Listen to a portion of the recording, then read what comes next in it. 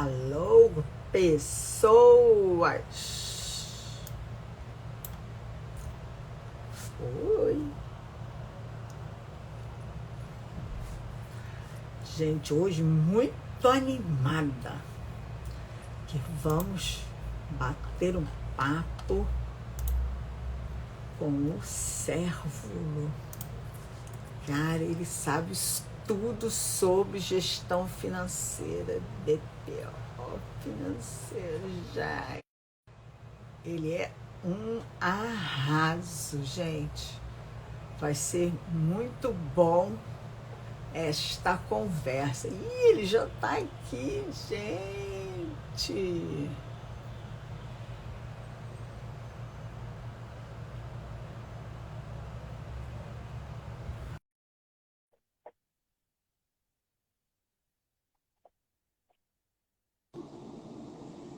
Alô!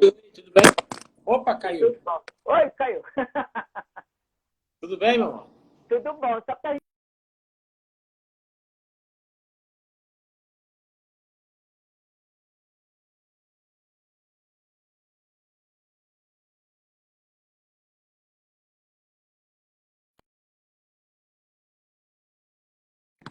Nossa, Oi. hein? Que houve? O que houve? Sei lá, deu um tilt qualquer aqui, veio me perguntar qual sua ficha médica. Ainda não sei. Eu levei um susto. Ah, Eu falei, esse telefone fofoqueiro quer saber o quê da minha ficha médica? é curioso, né? Muito curioso. E aí, obrigada por ter aceitado esse desafio, desse bate-papo, mas é um bate-papo bem leve, porque é uma coisa que me preocupa muito, né? Primeiro apresentar, né, o Cérvulo, que assim, é especialista em gestão financeira, BPO também, contador, né? E você também é advogado, não é isso? Não, sou só contador. Não? Eu não sei por que eu achei que você era advogado também. Não, E não. aí tem aí uma estrada pela frente. Eu lembro o primeiro curso que fiz sobre BPO, para mim foi muito interessante a lógica, né, de entender.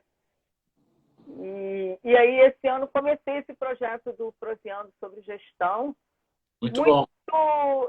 e muito voltado para o mercado que eu atuo há 32 anos, que é a área do terceiro setor e da cultura. Oi, Ellen, meu amor, a minha irmã linda, maravilhosa, está em Dubai, na Expo Dubai, ó, maravilhosa. Coisa chata. E tá ralando bastante, porque nós somos uma família de mulheres e filhos guerreiros. Vamos à luta. E aí, tenho percebido muito, Cérvulo, que essa área é uma área meio abandonada e que não entende, né, o trabalho da contabilidade e da gestão financeira. São 2 horas da manhã aqui. Nossa Senhora, perdeu o sono, amiga. E uma coisa, sabe, Cérvulo? Então, comecei a avaliar de trazer pessoas para poder falar um pouco o que é efetivamente, né? Porque eu escuto coisas absurdas, né? Sobre, a contabilidade é só a emissão de DARF, aquele contador que não me atende, que não fala comigo, que eu nem sei o que ele fala, que me cobra por lançamento. E que lançamentos? Então, estou buscando todo mundo, conversando para a gente trazer pessoas, a gente falar do tema que é a proposta hoje de gestão financeira, mas também mostrar para esse público o que é a contabilidade. Então, bora nós.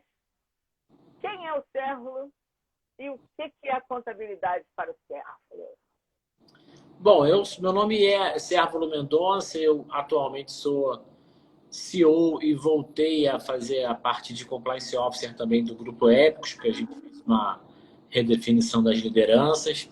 Então, estou como CEO e CCO, né? Que é o famoso Chief Compliance Officer. E a contabilidade para mim é tudo, né, Sandra? Assim, eu tô desde 18 anos nessa brincadeira, tô com 44. Então já tenho alguns anos aí de batalha, assim como muitos dos nossos colegas. Mas o que é interessante a gente falar do aspecto contábil é que a experiência que a gente tem não necessariamente nos traz para um ambiente mais fácil ou menos fácil nos dias de hoje, porque as coisas estão muito aceleradas, as coisas se modificam o tempo todo. A gente pegou a virada da contabilidade para um modelo de padrão internacional, a gente pegou a virada da contabilidade para essa concorrência com as contabilidades online, né, as contabilidades digitais. A gente pegou essa contabilidade agora vinculada com a prestação de serviço de BPO financeiro. E a gente só vê a contabilidade alcançando situações das quais antigamente não alcançava. Então, a primeira coisa que a gente tem para falar é que finalmente caia por terra, né, aquela lenda de que a contabilidade vai acabar, aquelas coisas aí que o pessoal, às vezes, muito mais usa como um jargão comercial do que necessariamente uma realidade de mercado. E o que a gente pode já colocar de imediato no primeiro ponto é essa relação da gestão financeira com o ambiente contábil que se mescla, né, que é correlato o tempo todo.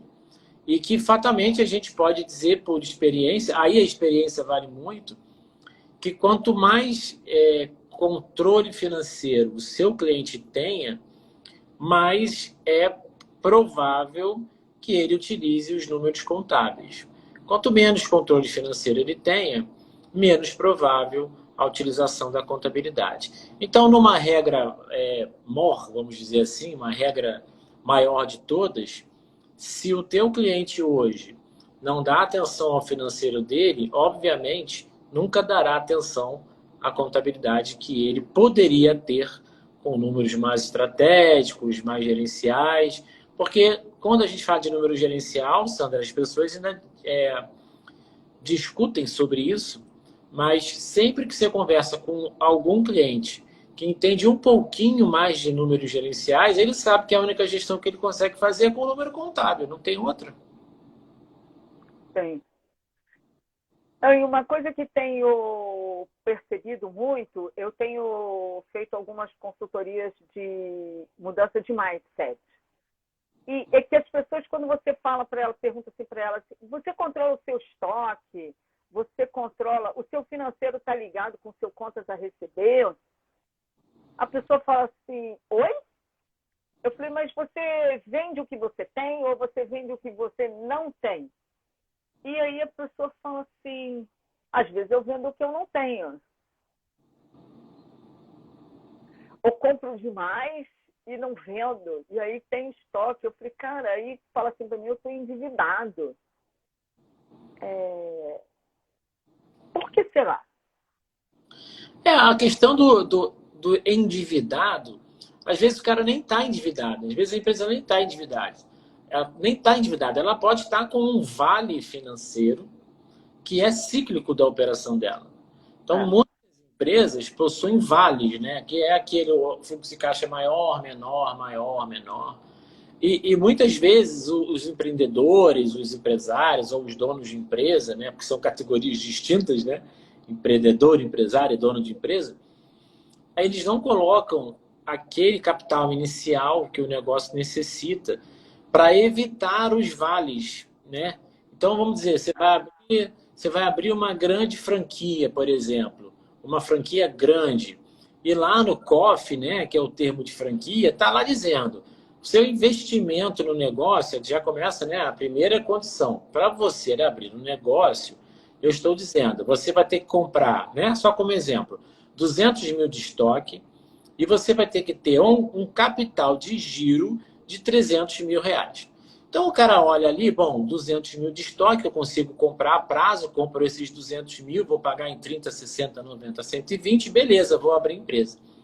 Tá, mas e os 300 mil que o cara falou que você tem que botar no caixa no início? Você coloca? Então é o primeiro ponto. Raramente alguém coloca. O cara coloca lá 30 mil, 20 mil, e vai tocando a vida. Não estou está errado e nem que está certo. É a condição de cada um no momento da abertura do seu negócio. Mas alguém estudou o negócio e disse, para que você não tenha aperto financeiro, esse negócio que você está abrindo precisa de um investimento inicial de capital de giro de 300 mil reais. O que isso quer dizer, gente? 300 mil reais, 200 mil reais ou 100 mil reais, que seja. Significa que o seu negócio, para ter um giro de caixa, sempre vai ter que ter 300 mil reais parado.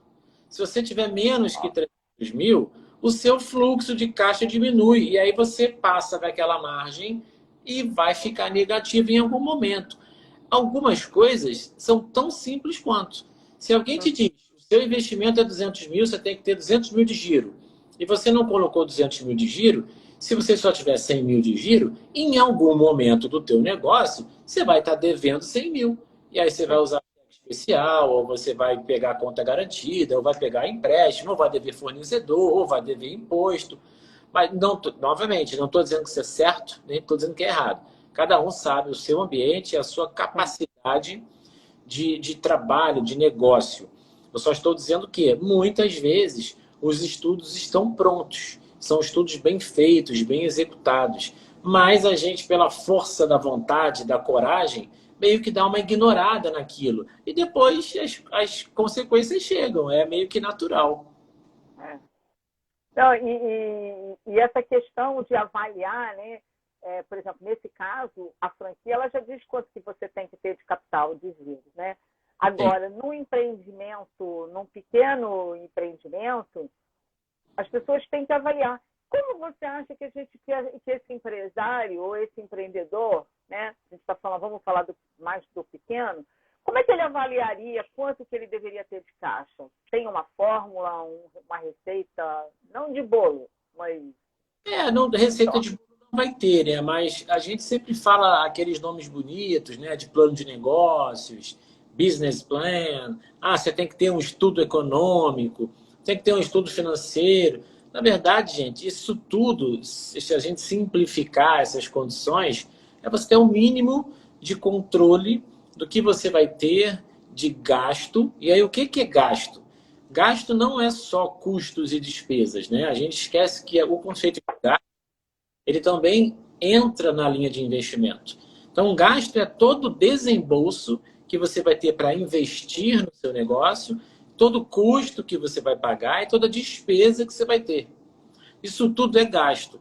Só que o gasto, quando a gente vincula investimento, é aquilo que você, novamente, enviesa para o teu capital. Então, assim, o que é investimento, você vai ter ali um payback, né? Um retorno de 2 anos, de 3 anos, de 4 anos.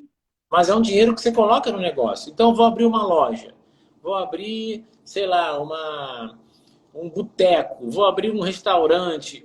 Qual é o investimento? Bom, o investimento está na compra dos móveis e utensílios, está no maquinário, o investimento está no meu layout, está nos copos que eu vou comprar. Aí onde é que está o meu custo? Bom, o meu custo vai estar vinculado ali ao estoque que eu vou comprar no início, quando eu vender aquilo vira custo. É uma situação contábil que a gente não precisa especificar aqui. O que eu vou ter de despesa? Você já começa a ter salário, você já começa a ter funcionário, aí você tem que começar a entender sobre custo fixo, sobre custo variável, mas o seu ponto principal no negócio é entender o custo fixo. Então, assim, quanto que eu vou gastar por mês para esse negócio ficar ativo? Então, eu preciso ter 2 pessoas, aquele é custo fixo. Eu preciso ter um aluguel de uma sala, é custo fixo. Aí eu vou ter que pagar luz, é custo fixo.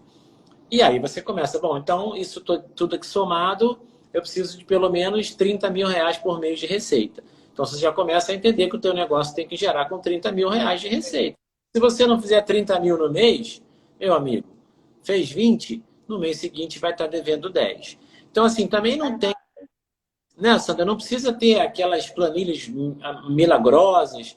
Gente, uma planilha bem feita, com a sua cabeça pensando no seu negócio, você botando linha a linha, né? Vai valor por valor, e aí depois você escreve do lado, isso aqui é investimento, isso aqui é custo, isso aqui é despesa. Isso aqui é investimento, isso aqui... Aí você vai identificando a primeira categoria que você dá, investimento, custo e despesa. e depois você vai somar aquilo tudo e falar, bom, por mês eu vou gastar de custo, sei lá, 5 mil. De investimento eu tenho 50. Mas investimento é uma coisa que você sabe que no mês seguinte não vai ter. Você já teve. No mês seguinte não tem. Então, no mês seguinte, você não entra com ele. Já o custo do mês seguinte entra de novo. A despesa talvez não entre de novo. Você vai, comprei um monte de material de escritório. Pô, quando você abre a empresa, você compra um monte de material de escritório. Mas aquilo, de repente, vai durar 3, 4, 5, 6, 7 meses. Você não sabe ainda o que vai gastar. Então, tem coisas que você estima, né? Tem coisas que são provisionadas, né? E aí a provisão significa que você já tem um elemento na sua cabeça e um controle razoável sobre aquele gasto, e outros que você faz previsão. E aí a previsão tem a oscilação, né? Quase que uma propaganda eleitoral, né? É 5, pode ser 8 e pode ser 1. Então, é trabalhar com provisão e previsão, tentando acertar no máximo possível as suas previsões, porque a provisão está sempre dentro de uma linha muito bem equalizada na nossa mente, né? Então, por exemplo, vou ter 4 pessoas, eu já sei que o salário dessas 4 pessoas vai ser mais ou menos, um exemplo, R$ 2.000. Então, você já tem uma provisão bem razoável, que de salário é R$ 8.000, gente. Se você contratar 4 pessoas, é 8 mil. Mas como que você vai ter a provisão, por exemplo, de compra de mercadoria? Você não sabe, só depois do primeiro mês. Não, vou comprar 10 mil. Aí o teu negócio bomba, você compra 30, 40 mil no mês. Ou o teu negócio dá errado, você compra 10 mil e esse 10 mil vai levar 10 meses para você vender. Vai muito também observar os negócios das pessoas que são similares a você, né? Então, olha o negócio do cara que já existe, pensa naquele cara que já está mais estruturado que você. Eu acho que um grande desafio da gente, Sandra, é que quando a gente está enviesado para o negócio, né? Eu quero abrir, eu quero fazer, eu vou conseguir, eu sei que eu vou. Cara, isso tudo é muito bonito para a gente. Eu não tenho nada coach, não tenho nada contra mentoring, nada disso, mas isso é tudo muito bonito para esse viés, né? De vai que você consegue, vai que vai dar certo. Não é bem assim, gente. A vida real é bem diferente. Vai que vai dar certo, eu tenho certeza que vai dar certo, mas cumpra o seu papel mínimo de análise, de gestão, de planejamento. Você tem um papel mínimo ali dentro para dar certo. Claro que tem algumas coisas que realmente dão certo, a gente não sabe nem explicar por quê, né? Tem coisa que o cara deu certo, ele não tem controle nenhum e vende mesmo, não sabe nem o que ele está vendendo, e não tira nota, e compra, e o cara está ganhando um monte de dinheiro, e a vida vai.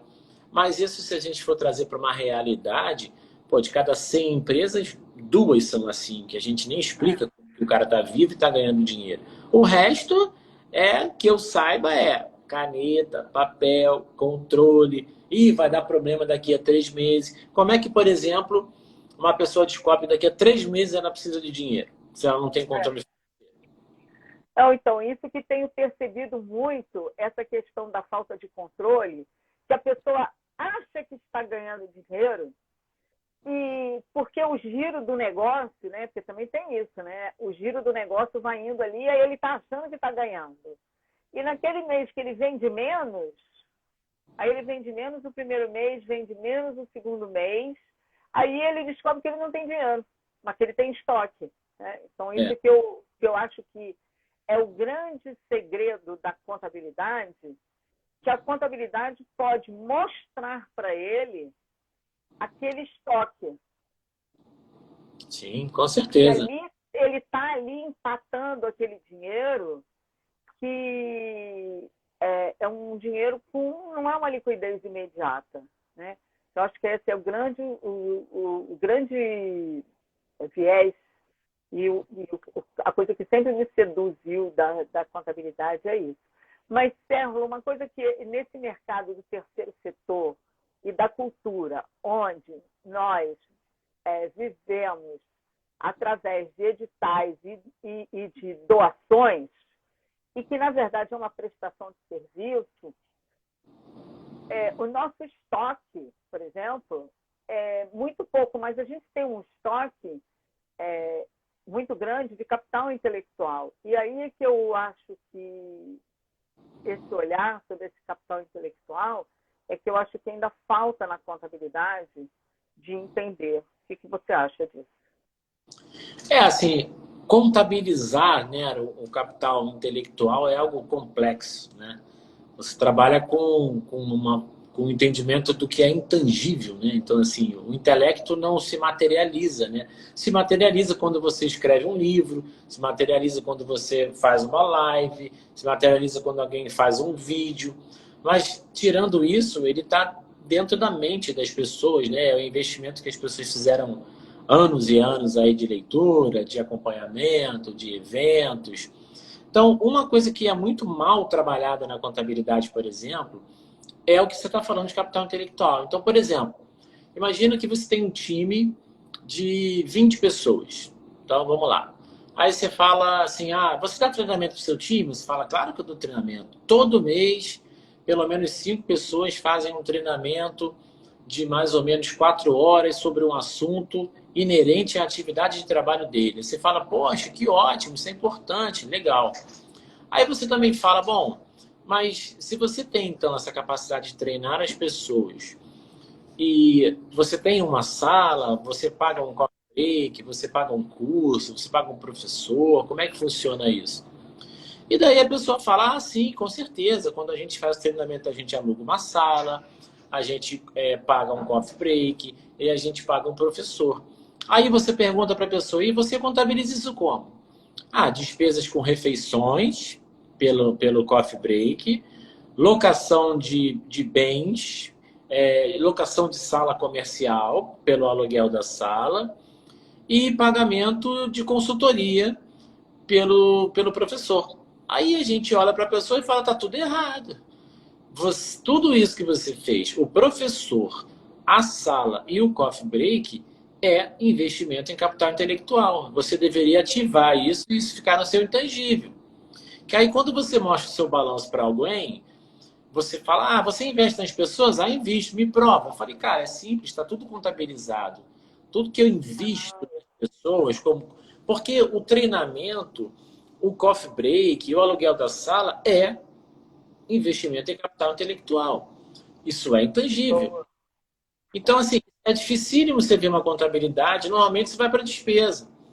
E despesa, como a gente conversou aqui, em linhas separadas. Então, depois você pergunta para a empresa quanto ela gastou em gente, aí ela nem sabe. Não, a gente fez treinamento, mas eu não tenho a menor ideia do critério. Então, tá aí uma forma, por exemplo, de você demonstrar ao público, demonstrar ao externo, que você se preocupa com o capital intelectual dentro do seu negócio. Passa a olhar as pessoas e aquele investimento que você faz nas pessoas como intangível. Mas eu não vou baixar esse intangível nunca, porque o conhecimento não acaba. Acaba sim. A gente não falou que você estava treinando uma equipe de 20 pessoas, por exemplo? Aí a gente fala, sim. Se você perder 2 pessoas, você vai lá e baixa, por exemplo, 10% do seu capital, porque você perdeu 2 pessoas que você treinou. Então você amortiza 10%. Boa. Então, assim, a amortização do capital intelectual, que é um intangível, ela não segue uma regra linear. Ela segue uma regra de controle, de gestão sobre o capital intelectual. Pouquíssimas empresas fazem, mas se você olhar empresas que têm um RH bem ativo, você já consegue enxergar na linha de ativo ali isso que a gente está comentando. Ou até mesmo num grupo de despesa. Às vezes o cara joga como despesa porque ele quer. Mas ele consegue segregar ali, né? Despesas, por exemplo, com intelecto humano. Né? Só que é chato você chamar uma coisa de despesa, ao mesmo tempo você falar do conhecimento, né? Mas concordo com você, é muito mal trabalhado. É. Não, a mesma coisa que nós custamos muito e ainda não tem o profissional da contabilidade não assumiu isso que ele tem que fazer, por exemplo, no nosso caso, no terceiro setor, a questão dos voluntários. Esses voluntários têm que aparecer no balanço, porque é a minha força de trabalho. É onde eu posso mostrar que essas pessoas, que o número de pessoas que trabalharam, né? Então, quando eu falo assim para alguns contadores assim de projetos que eu trabalho, como é que você contabiliza os voluntários? Não, eu não contabilizo voluntário. Como não? Sabe? Então, eu acho que assim, isso é uma coisa, alguns pequenos detalhes dessas áreas é que eu acho que a gente tem que trabalhar melhor, né? Então, Tem. discutir mais isso. E, por exemplo, no caso, achei boa essa ideia, essa sua dica de como fazer com a questão do capital intelectual, que, por exemplo, quer ver uma outra dúvida também que quero, se você me ajuda, por exemplo, eu tenho a minha empresa, né, e as produtoras culturais, de maneira geral, são todas prestadoras de serviço, e eu escrevi num edital, e aí eu tenho, voltando só um pouco, eu tenho a minha empresa que eu constituí ali com um pequeno capital, sei lá, 30 mil, 20 mil, e aí eu participo de um edital da Secretaria X ou de uma lei de incentivo e recebo aquele dinheiro. Existe a importância de botar isso, passar isso pela contabilidade e como demonstrar isso? Qual a importância para o gestor e até pela transparência do negócio? Assim, toda regra geral, né, toda entrada de recurso em uma pessoa jurídica, ela tem que ser registrada de alguma maneira. Ainda que ela entre, tem muita gente que, por exemplo, se entrou 50 mil, eu transferi 50 mil, 50 menos 50 dá zero, eu não lanço. Não é bem assim que funciona, né? Mas entrou 50, eu já transferi os 50, então não preciso lançar, porque zerou no mesmo dia. Não, não é assim que funciona. Nós trabalhamos com atos e fatos contábeis diários, né? Cada ato, cada fato tem que ser levado à contabilidade com seu devido registro. Uma entrada de recursos de terceiros está muito vinculada com o tipo de contrato que se assina, né? A gente tem diversas formas de entrada. Você normalmente classifica isso de duas maneiras. Ou como se fosse um recebimento como se fosse patrocinadores, alguma coisa desse tipo, ou outra rubrica qualquer que tenha a mesma característica final, ou recebimento de terceiros. E aí, eventualmente, nesse primeiro momento, como você recebe uma verba que já tem destinação própria, né? Você recebe para gastar em um projeto. Esse projeto não é seu, a administração é sua. Então, normalmente, você classifica numa conta de passivo, você recebe o dinheiro, você vai lá, classifica com o banco a entrada, o restante, a contrapartida é passivo. E a cada pagamento que você faz com esse recurso, que obviamente seja inerente a esse projeto, você vai debitando o passivo de forma que a prestação de contas já fique dentro do razão contábil. Você não precisa de prestação de contas. Então eu escuto um monte de gente falando um monte de abobrinha. Não, que tem que fazer prestação de contas. Eu falei, cara, prestação de contas do quê? Você não recebeu 100 mil? Você não tem que gastar 100 mil? Você abre uma conta só para esse projetinho, recebe 100 mil, e gasta os 100 mil dessa conta, desse projeto. Mas é a prestação de contas. É a própria conta, é o próprio razão. Não tem nada para você prestar contas. Guarda o documento de todo o gasto que você fez e a prestação de contas está feita. Imprime o razão, acabou. Mas e se sobrar alguma coisa? Se sobrar alguma coisa, eventualmente, também pode estar escrito no contrato que você tem um FII de gestão. Esse FII de gestão, por exemplo, 10% do valor que você recebe, 5% ou 15%, em teoria, se você tem um FII de gestão de 10% de uma verba de 100 mil, quando você terminar de gastar, vai sobrar 10 mil no passivo, correto? Esses 10 mil, você vai debitar e creditar a receita. Aí sim, você teria uma receita ali que geraria o teu superávit, que em teoria, nas entidades do terceiro setor, tem que ser reinvestido. Né? Então, você vai lá e reinveste no negócio, muda o maquinário, recontrata, paga voluntário para um segundo evento. Essa é a característica principal da entrada dos recursos de terceiros, porque isso não é uma receita. E não estaria necessariamente correto se contabilizasse como receita. Eu posso contabilizar como receita? Pode. Não há nada que proíba. Então, pega os 100 mil e contabiliza como receita. Qualquer outro gasto que você tenha, eventualmente, se você contabilizar como receita, vai ser teu custo ou vai ser tua despesa. Se você jogar para receita, tem que contabilizar o restante como custo e despesa. Se joga para passivo, tem que fazer a prestação de contas dentro da própria conta do passivo. Agora, é muito mais correto, a depender do contrato, tá, Sandra? Tem que ler o contrato. Por exemplo, o que está acontecendo muito na área de cinema nas produtoras, por exemplo, que trabalham com streaming, né? Netflix, Amazon Prime, são entidades privadas, não são públicas. E elas dão o recurso inteiro e fala o seguinte: administra e o resto do custo é teu, eu só quero filme. Eu quero que você faça tudo. Nesses casos, a receita é toda da empresa, e aí ela vai ter todos os custos, ela vai pagar, mas ainda assim, o modelo de contabilização correto para o streaming seria a orientação pelo CPC 47, para você não ter, quando a Netflix ou a Amazon Prime te paga lá, por exemplo, 1,5 milhão. Então elas pagam 1,5 milhão em janeiro. E ela fala, ó, esse 1,5 milhão é para os gastos de janeiro, fevereiro e março.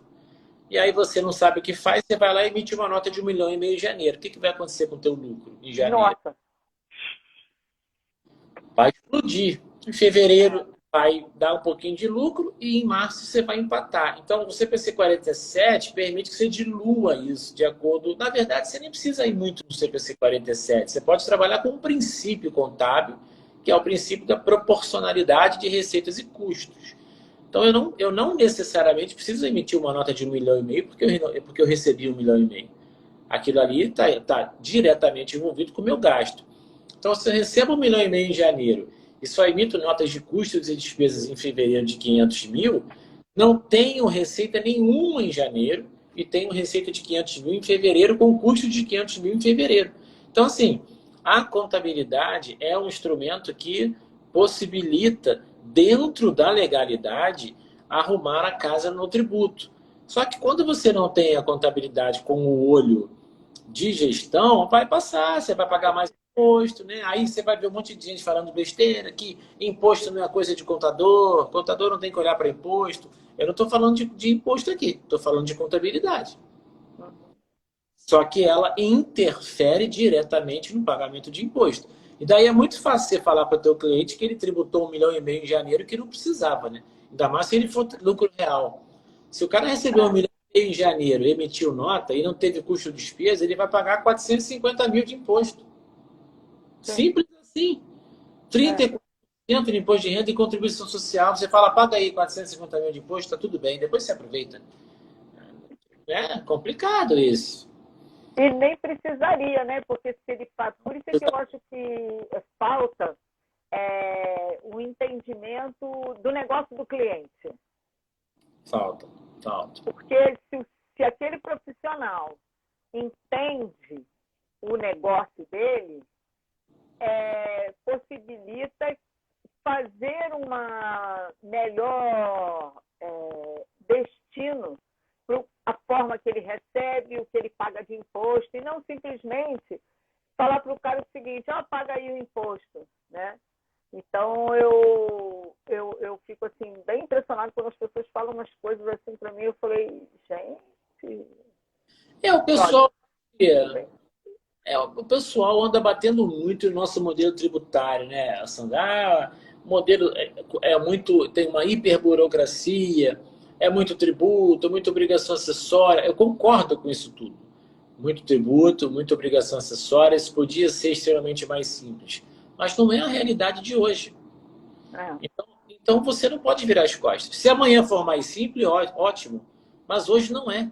Então não adianta ficar falando que tem que ser. Cara, quando for, será. Enquanto não é, não adianta. Vamos trabalhar, então, a complexidade. Vamos trabalhar a coisa como difícil, como robusta. Porque a gente está levando para o mercado uma informação de que é tudo simples e que esse negócio de tributo, você não tem que dar muita atenção, não. Que isso aí qualquer um faz. O que qualquer um faz, gente? Desde quando? Você fala de ICMS. ICMS é um parto. Nem quem conhece o ICMS sabe explicar ICMS direito. Se você perguntar 3 vezes, é capaz do cara te dar 3 respostas diferentes. Não, é impressionante. Esse negócio do ICMS, por exemplo, eu opero com o ICMS da cultura só na gestão depois que o patrocinador pagou, deu o dinheiro, né? E aí, outro dia, conversando com um contador, que ele falou, não, eu tenho muito ICMS, queria usar para os projetos culturais. Aí comecei a conversar com ele, o cara falou assim, aí o cara deu um nó, assim, eu falei, quê? Porque o ICMS você pode destinar. Ele achou que ele podia destinar todo o ICMS que ele pagava. Não, não é assim, não. Você tem que apurar. Depois que você apura, aí você destina, né? Então, essas são umas coisas assim confusas, e aí você acaba tendo poucos profissionais fazendo. A mesma coisa, Sérvulo, tenho percebido com relação ao esporte. Sim. Que, por exemplo, esse capital dessa galerinha aí de jogadores, e a gente não estou falando nem do futebol, que é milionário, mas a gente está vendo aí o quanto está sendo milionário o vôlei e o basquete. Sim. Você não acha que a contabilidade não está olhando isso assim, muito claramente? Acha que é só um jogo? Eu acho que tem muita área para a gente atuar, né? A gente está muito preso ali na caixinha do dia a dia, mas isso não é muito culpa, é culpa nossa, de certa forma, pelo nosso poder míope de observação, né? Porque, por exemplo, o que acontece com você se você sair na rua e todo mundo fala veste vermelho, veste vermelho, veste vermelho, ou na outra rua tá veste azul, veste azul, veste azul, veste verde. Aí você começa a imaginar que só tem 3 cores, né? Verde, vermelho e azul. Daqui a pouco, na sua cabeça só tem aquilo. E a mídia contábil, os nossos influenciadores contábeis, estão batendo muito em teclas sempre específicas e iguais, são as mesmas teclas. BPO para pequeno negócio, né? BPO financeiro para pequenas empresas,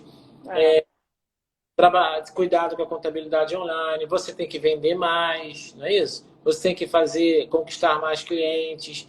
Tá bom, mas qual cliente? Qual cliente? Aí a pergunta que você falou.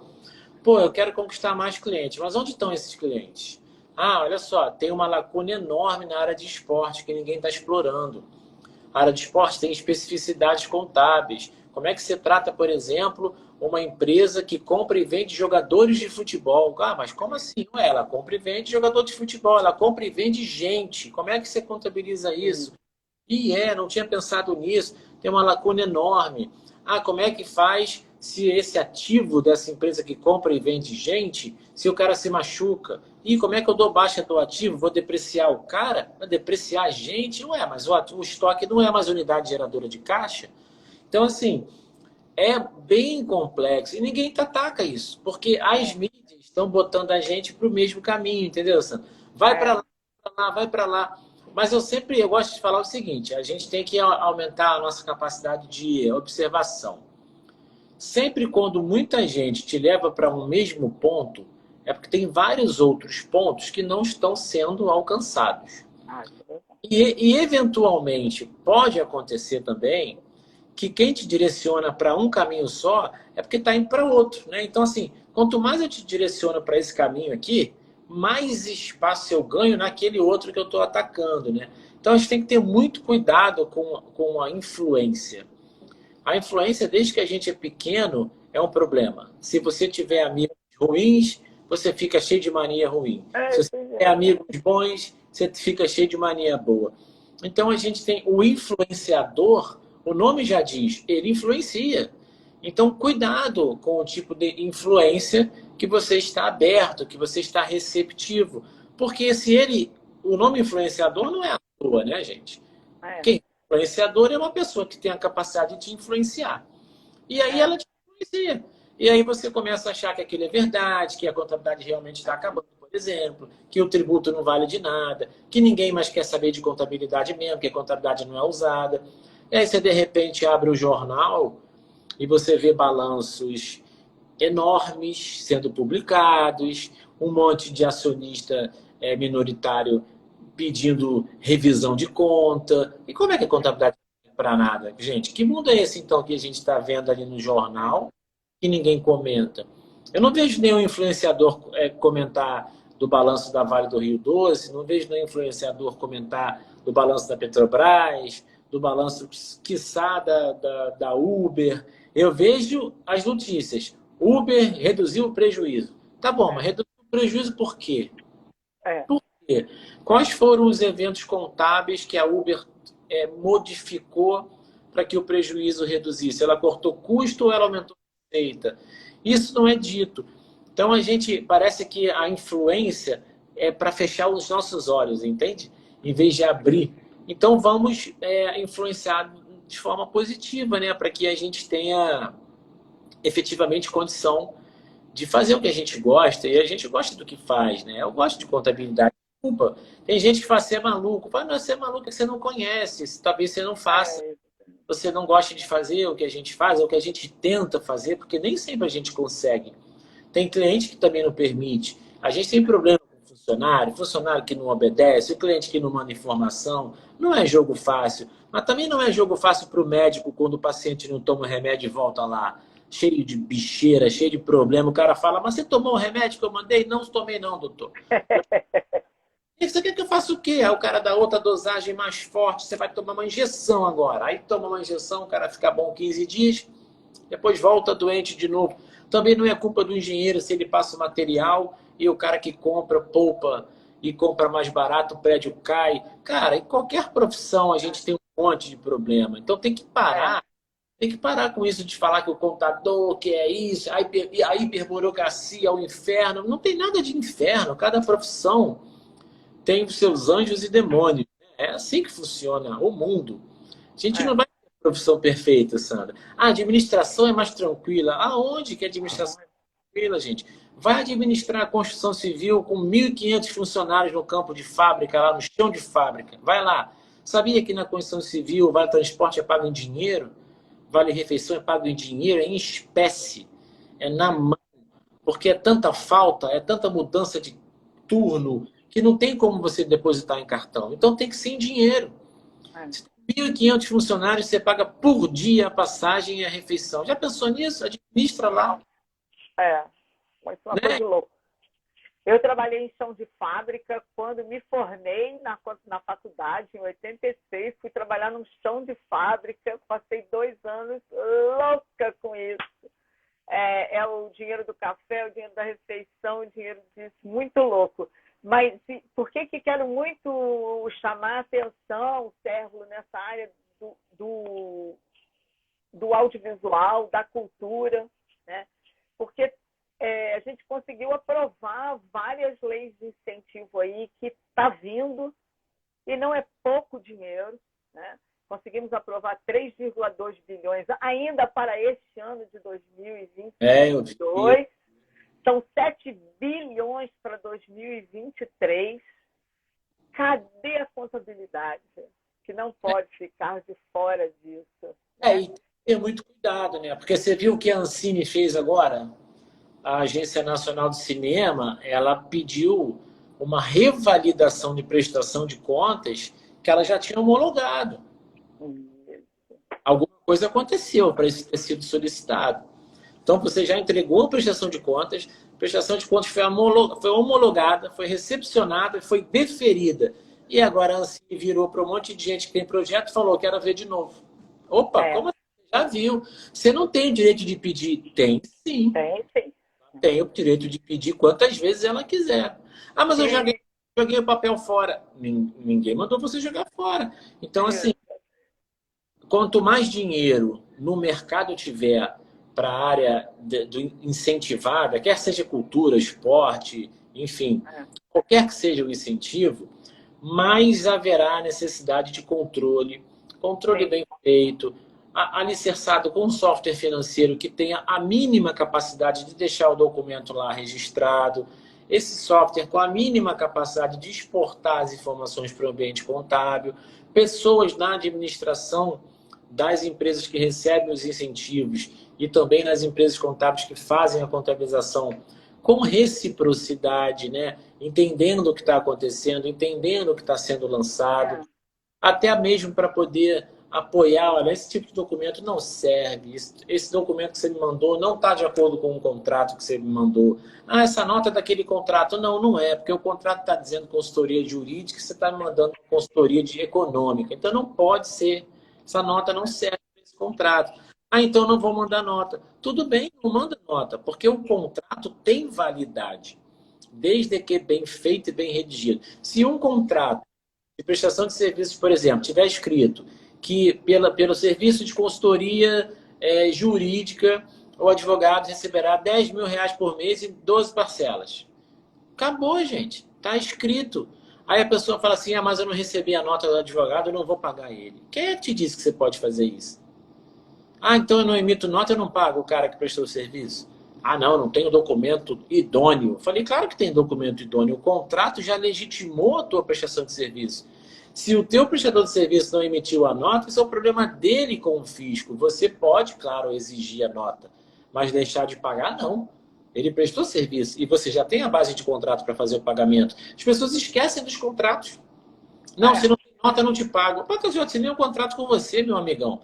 Assinei contrato, está válido por 1 ano. Não tem essa de não emitir nota, você não me paga. Você vai me pagar. Sem nota, eu não pago.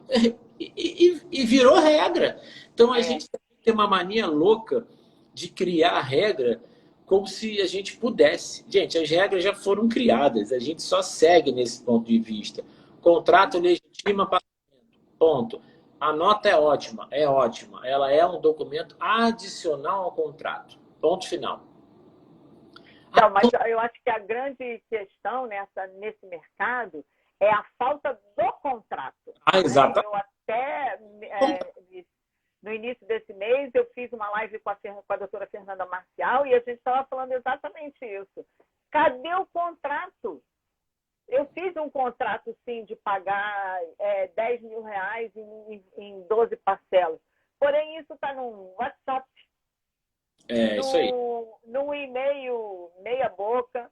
Então, realmente, sem a nota fiscal, como é que eu vou pagar? Porque eu não tenho nenhuma segurança jurídica, né? Um pouco por causa disso. E acho que a gente, enquanto profissional, a gente tem que falar muito. Tem. Fazer o contrato. E muitas vezes também acontece o seguinte, né? Você recebe um monte de nota e aí lá depois que você contabilizou todas as notas, o cara te fala, deixa eu esqueci de te avisar que essas notas têm esse contrato aqui, ó. Aí o contrato depois, aí você vai ler o contrato e fala, mas meu amigo, essa nota que você recebeu não tem nada a ver com esse contrato, então me explica como é que eu faço agora. Porque desse contrato não é. Então, assim, as nossas relações de dados, as relações de dados, né? Porque dado é uma coisa, informação é outra, né? Dados são soltos que precisam ser conduzidos com uma conta contábil, com um contrato, com uma nota, para que vire informação. A relação de informação, ela carece de interpretação jurídica, contábil e administrativa. E, quando muito, você vai depender da informação financeira. Então, assim, recebi um câmbio. Esse câmbio é o quê? Sei lá, né? Você que tem que me dizer. Os clientes ligam para a gente e falam, recebi um câmbio aqui, contabilizo como? Aí você pergunta, mas a RDE entrou como o quê? O que é a RDE? Eu falei, mas gente, você registrou um câmbio, o câmbio vem lá, RDE, é como isso? Não, está escrito que entrou como um empréstimo, mas eu vou contabilizar como capital. Eu falei, não pode. O registro da invoice é um contrato. Sim. É um contrato que alguém fez com você dizendo esse dinheiro entrou para empréstimo. Como que eu, contador, vou contabilizar como capital? Para contabilizar como capital, tem que vir investimento direto no país. Aí é capital. Aí eu posso. Então, assim, são coisas simples que às vezes as pessoas não perguntam antes para a gente e criam uma dor de cabeça gigante. Porque para você mudar um RDE no Banco Central, você tem que legitimar, você tem que fazer defesa. Não é um depara de DARF. Não é. Você pega 1 milhão e fala, isso aqui não é mais investimento direto no país, não. Agora é empréstimo. O paciente vai perguntar, por quê? Não, porque veio errado. Mas veio errado por quê? Não, porque a gente imaginou que... Não, me explica. Que ninguém manda errado um negócio desse. Para entrar o dinheiro, todo mundo pergunta o destino. Se ninguém explica, aí vem errado. Mas é isso, assim, a gente tem uma lacuna enorme de campo de atuação. Muito crédito tributário perdido por aí. Muita empresa grande, média ou de pequeno porte em crescimento sem a menor estrutura contábil financeira, mas a menor mesmo, nada. E é muita gente que você fala com pessoas que faturam 30 milhões por ano, 50, 70. Você fala coisas que para a gente são tão simples, né? É. E aí cabe também uma reflexão da nossa área. A gente tem que parar, Sandra, com aquela mania de que falar, mas isso tudo é muito simples. Não é simples, pessoal. É porque a gente sabe. Então, nós temos a mania feia de diminuir o nosso conhecimento. Você já sabe tanta coisa que as pessoas falam, e você fala aquilo ali com uma naturalidade, e fala, pô, mas você não fez isso? E a pessoa olha para você e fala, mas é tão fácil. Tá, é fácil para gente que está fazendo esse troço há 30 anos. A gente tem aqui, por exemplo, na empresa, uma engenheira na parte de controladoria. Ela, no início, olhava a contabilidade e falava, como é que vocês conseguem fazer isso? Ela é engenheira. Eu não entendo nada do que você fala, que é ativo, que é passivo, que vai ser não circulante, circulante. Por que isso? Ah, mas é ativo, mas tem conta retificadora, mas tem conta redutora do ativo. É capital, é a FAQ, mas pode ficar no PL, também pode ficar no não circulante. E se é capital, por que que é adiantamento para futuro aumento de capital? É assim, é uma infinidade de coisas que a gente já conhece e que a gente tem mania de menosprezar o nosso conhecimento. Coisa que o advogado não faz, o economista não faz, o administrador não faz, o engenheiro não faz, o arquiteto não faz, e a gente faz. É. Não, e é muito interessante isso que você falou, porque, por exemplo, aí quando você vai fazer a cobrança do seu honorário para o cliente, o cliente, você diz que é fácil, o cliente quer pagar barato, né? E eu tenho tido muito essa discussão, que os clientes viram para mim e falam assim, olha só, eu tenho 32 anos de mercado, estou fazendo mais uma especialização, estudo todos os dias, por isso para mim é fácil. Agora, isso teve um custo, né? Eu estou pagando a minha especialização, não é barato. Com certeza. Então, acho que falta um pouco esse amor próprio do contador, né? De falar mesmo. Vou te dar um exemplo de como a gente, às vezes, tem muita informação e não usa. Nós tivemos um caso aqui de um encontro de contas, tá? Um sócio que saiu, que acabou indo para uma esfera judicial. Esse sócio, no final das contas, tinha que pagar, como exemplo numérico só, tá? Ele tinha que pagar 15 milhões para a empresa e, no mesmo processo, a empresa tinha que pagar 10 milhões para ele. Tinham 2 escritórios de advocacia envolvidos, escritórios grandes do Rio de Janeiro, conceituados, e os 2 foram categóricos que a empresa teria que pagar sobre os 15 milhões que ela recebesse, imposto de renda e contribuição social, porque não era uma verba indenizatória, uma verba de acordo, e que, da mesma forma, ela pagaria os 10 milhões para ele, mas a pegadinha era, os 10 milhões que ela pagaria para ele já estava numa conta de dividendo. O que ele estava discutindo é que ele não tinha recebido o dividendo. E o que a empresa estava alegando é que ele não mereceria receber o dividendo por má gestão. Então, foi para a justiça, no final das contas, ele tinha que pagar 15 milhões e a empresa pagar os 10 para ele. E o advogado disse, esses 15 milhões que ele pagar vai ser receita. Mas você pega os 10 milhões que já está contabilizado como dividendos a pagar e paga ele. Aí eu estou ouvindo aquela história quieto, né? O contador, coitadinho, né? Estou aqui quieto, ouvindo.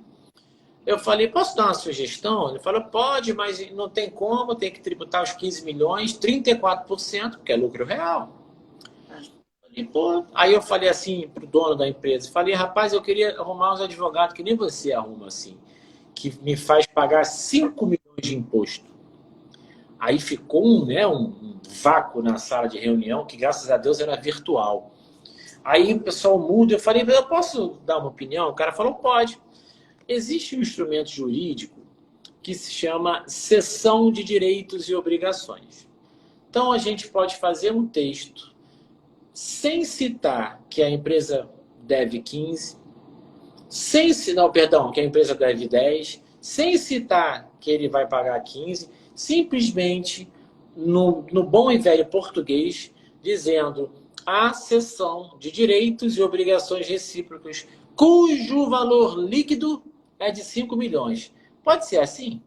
Aí ficou todo mundo quieto. Porque aí você pega 5 milhões e tudo bem, tributa 34%, mas vai dar só 1,5 milhão, né? Não vai dar 5 milhões e meio de tributo. Falei, pode ser assim? Aí os caras, não, não, veja bem. Falei, não, não veja bem não, gente. O instrumento jurídico de cessão de direitos e obrigações existe. Eu só estou falando para você escrever um NET, cara. Não escreve nem 15 nem 10, escreve 5. 15 menos 10 dá 5. Pode ser assim? Acho que a gente tá, não sei o quê, falaram, no resumindo, fez o documento com 5 milhões. Aí eu brinquei no final. E o pior disso tudo é que você vai pagar 30% para um, 30% para outro, e a minha consultoria aqui para você já está na recorrência do nosso escopo, né? Aí o cara riu e falou, pô, Sérgio, eu sei que mas está mesmo. Eu falei, não, tudo bem, é um bom cliente, paga bem, sem problema. Mas você vê que foi o contador. É. Foi o contador que Devia ter mandado uma fatura para cada um dos advogados. deveria, né? Então, da mesma forma, Sandra, só para a gente finalizar, né? Já estamos com o tempo aí, acabando de dar 1 hora. A gente recebeu um contrato de mútuo conversível em investimentos. Já viu? Mútuo conversível em investimento. Então, o cara vai investir numa empresa, mas ele está querendo dizer o seguinte: eu vou investir na sua empresa. Se não der certo, vai virar mútuo, vai virar empréstimo. Tá bom. Aí o contrato estava dizendo mútuo convertido em investimento. Bom, se ele chama de mútuo, que pode ser convertido em investimento, ele tem que pagar o que logo na entrada? O IOF. Porque mútuo paga. A gente está falando de um valor de mais ou menos R$ 1 milhão, ia dar mais ou menos uns R$ 20 mil de IOF. De entrada, né? Toma 1 milhão, paga R$ 20 mil de IOF. Aí eu falei, por que você não muda o português e bota investimento convertido no futuro para mútuo? Falou, mas qual é a diferença? Eu falei, qual é a diferença? Que você contabiliza inicialmente como investimento, não tem IOF. Se lá na frente der errado, você joga para mútuo. Aí você paga o IOF. Mas você já está começando com mútuo, achando que já vai dar errado.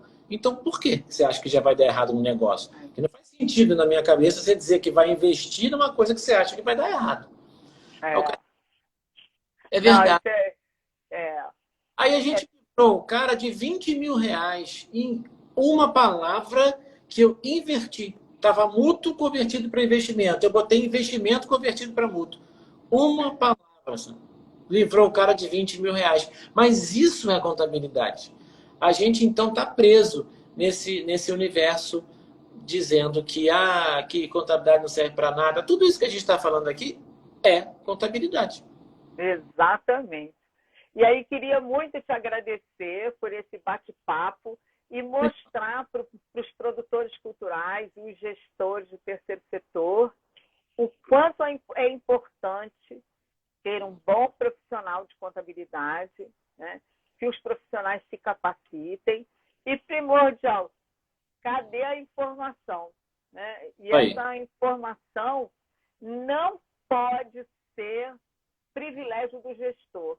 Né? Eu acho que as coisas têm que ser ditas mesmo, porque quando você conta para o contador certo, dá certo. Né? E espero que a gente possa divulgar mais os outros lados, os outros empreendimentos, de outras formas que os profissionais da contabilidade podem e sair só desse comércio. Né? Sair da caixinha. Sair da caixinha. Isso aí. Repito, super obrigada. Eu que agradeço. Muito sucesso para você sempre, tá bom? E uma boa noite. Gente, muito obrigada a quem nos assistiu aqui, quem nos vai assistir depois. É um prazer sempre estar aqui com vocês. E toda terça-feira, às 7 horas, estamos aqui proseando sobre gestão, foco, cultura, esporte e terceiro setor. Tá bom? Tchau, beijo, gente. Tchau.